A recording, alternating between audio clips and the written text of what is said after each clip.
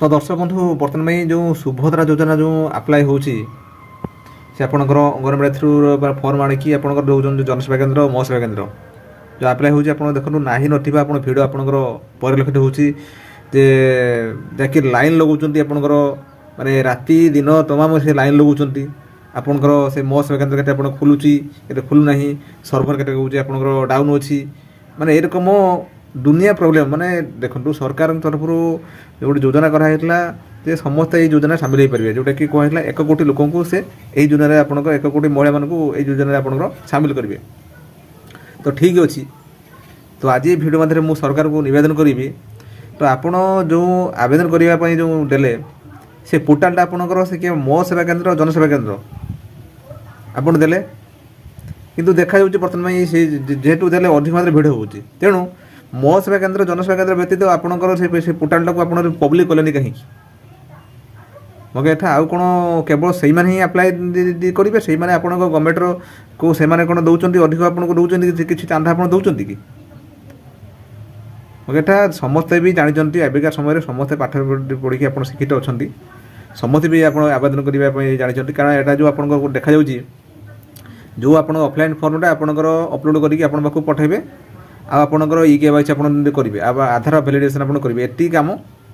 बासा कुछ नहीं तो से अनुसार आप भी यहाँ समस्त पाखे पब्लिक कर जो रकम पूर्व ई श्रम कार्ड पब्लिक कराला समस्त आप निजे करें बार आराम से कौन किसी ट्राफिक जाऊना पूरा खुश कारण एटी आप प्रश्नवाची निजे आप सृष्टि कर पूर्व प्रथम आपंकर योजना है तेणु यहाँ आपंकर से जो ओका जो नहीं आपंकर सीएससी मोर सेवा केन्द्र जो नहीं से आपन को काम आनी फिर भी आप पैसा आप दौरान फर्मटा 15 टंका से किसी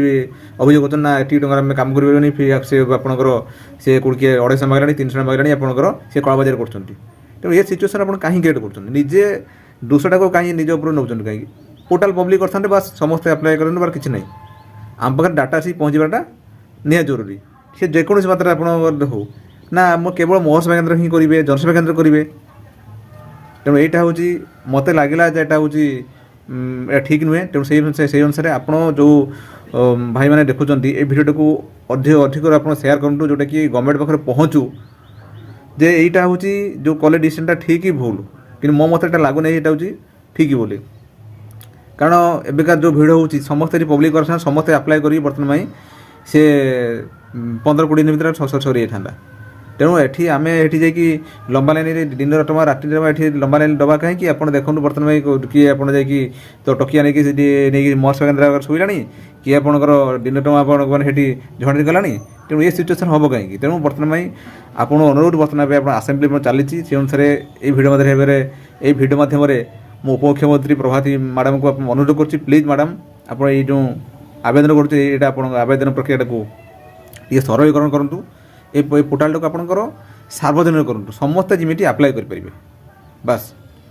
बास ये कही जो दर्शक मैंने भिडियो को देखुं से अनुरोध मो तरफ अनुरोध देखो यहाँ हूँ मुझे भिडियो को समस्त करुँचे पोर्टाल कराए समस्त लाभवान है से अनुसार आप भिडियो को समस्त को आप सेयार करूँ आपण मैंने चाहते आप गोटे छोटी छोटे भिडियो करके सरकार को निवेदन करूँ ये पोर्टाल को आप जो मोर सेवा केन्द्र जनसेवा केन्द्र कहुई बास से जमी पब्लिक करूँ समस्त जमी आप्लाय करेंगे बास रही नमस्कार जय जगन्नाथ।